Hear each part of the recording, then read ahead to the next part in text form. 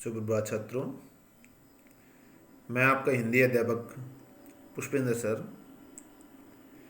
पिछले लेक्चर में आपने रसखान जी द्वारा रचित सवई के अभ्यास को पढ़ा, प्रश्न संख्या 1 से लेकर 5 तक।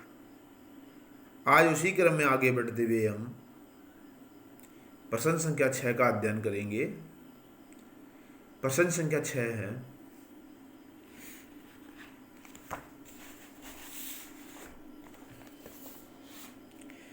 प्रश्न संख्या 6 चौथे सवैये के अनुसार। प्रश्न संख्या 6 चौथे सवैये के अनुसार गोपियाँ अपने आप को क्यों विवश पाती है? विवश, बाधित। तो जिसका आंसर रहेगा श्री कृष्ण की बांसुरी की मधुर ध्वनि, उनके द्वारा गाए गए गोधन के गीत और उनकी मस्ती भरी मुस्कान का आकर्षण गोपियों को विवश कर देता है और वे अपने आप को रोक नहीं पाती। प्रश्न संख्या 7 है, भाव स्पष्ट कीजिए। पंक्ति दी गई है, उस पंक्ति का भाव दिया गया है। का भाग है, कोटिक एकल धोत के धाम, कोटिक एकल धोत के धाम, करील के कुंजन ऊपर वारो। ये पंक्ति दी गई है, इसका क्या अर्थ है, क्या भाव है? तो यहाँ पर जिसका आंसर रहेगा, रसखान कवि ब्रज क्षेत्र की कंटीली करील की झाड़ियों को भी सुंदर महलों की अपेक्षा श्रेष्ठ मानते हैं। रसखान जी का मानना था कि मेरा जन्म हो तो ब्रज क्षेत्र के अंदर हो, तो वहाँ पर जो कोटिक एकल धोत के धाम, मतलब ये है कि ब्रज की जो झाड़ियाँ हैं वो महलों से भी ज़्यादा श्रेष्ठ है और उनके प्रति अपनी आसक्ति को प्रकट करते हैं। जो कंटीली जो झाड़ियाँ हैं उनके प्रति, क्योंकि वो ब्रज क्षेत्र की है, इसलिए वो अपनी आसक्ति को प्रकट करते हैं। ऐसा करके वे श्री कृष्ण तथा उनकी लीला भूमि ब्रज क्षेत्र के प्रति अपने निंदा और प्रेम को व्यक्त करना चाहते हैं, अपनी निंदा और प्रेम को व्यक्त करना चाहते हैं। अब आगे देखिए, इसका खा भाग रहेगा। ये पंक्ति दी गई है जिसका भी भाव स्पष्ट करना है। पंक्ति है, माई री वामुख की मुस्कानी, संभारी न जय हे न जय हे न जय हे।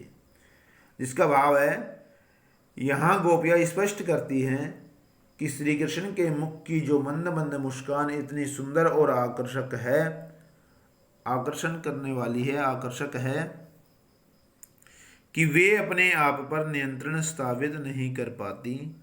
उन्हें लगता है कि वे श्री कृष्ण की मुस्कान को संभाल नहीं पाएगी। अब प्रश्न संख्या जो 8 है उसमें अलंकार पूछा गया है। कालिनी कूल कदम्ब की डारन में कौन सा अलंकार है?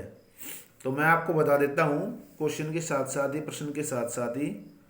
क वर्ण की बार बार आवृत्ति आने के कारण, क एक व्यंजन वर्ण है और व्यंजन वर्ण की बार बार आवृत्ति के कारण यहाँ पर अनुप्रास अलंकार है। आखिरी क्वेश्चन है हमारा, आखिरी प्रश्न है, काव्य सौंदर्य स्पष्ट कीजिए।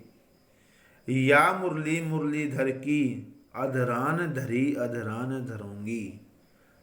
छात्रों, इसमें बताया गया है कि यहाँ गोपियों ने श्री कृष्ण की बांसुरी के प्रति सोती अदा को व्यक्त किया है। जैसे एक स्त्री दूसरी स्त्री से चिढ़ती है, उसी प्रकार ब्रज की जो गोपियाँ हैं वो श्री कृष्ण की मुरली से, बांसुरी से चिढ़ती हैं। उन्हें लगता है कि श्री कृष्ण उनकी अपेक्षा अपनी बांसुरी से अधिक प्यार करते हैं, इसलिए वे हमेशा बांसुरी बजाते रहते हैं।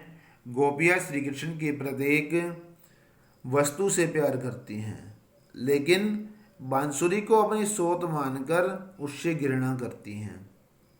गोपियां बांसुरी को अपनी सोत मानकर उससे घृणा करती है। अब इसमें या मुरली मुरलीधर की, इसमें अलंकार का बताया है कि यहाँ अनुप्रास और यमक अलंकारों का स्वाभाविक प्रयोग हुआ है।